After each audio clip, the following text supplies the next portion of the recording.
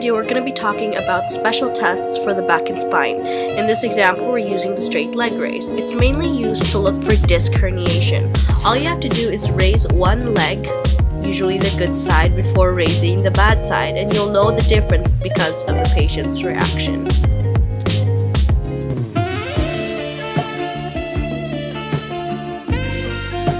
Anyway, moving on to actual conditions. We're going to look at special tests for the upper motor neuron lesion. The first would be Lermans sign. All you have to do is put the patient's neck into cervical flexion.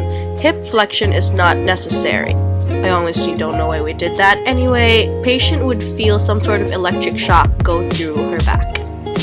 For the 10-second step test, you're going to ask the patient to first stand up and then try to march, putting the hips and knees in a 90 degrees angle while doing so. Patient would obviously lose balance. For the thoracic outlet syndrome, we have the Adson maneuver. It's quite simple. You first palpate the patient's pulse on the wrist and then ask the patient to turn the head towards you and take a deep breath. You would feel the pulse disappear, and that would be a positive sign. ROOS test is also for TOS. You're going to ask the patient to hold her arms up and elbows 90 degrees and then close and open the hands slowly for 3 minutes. The patient would usually feel ischemic pain, heaviness, or profound weakness of the arm. This is another condition, and the most common special test would be a VALSALVA maneuver. Ask the patient to take a breath, hold it, and then bear down as if evacuating the bowels. If pain increases, it indicates increased intrathecal pressure, as demonstrated.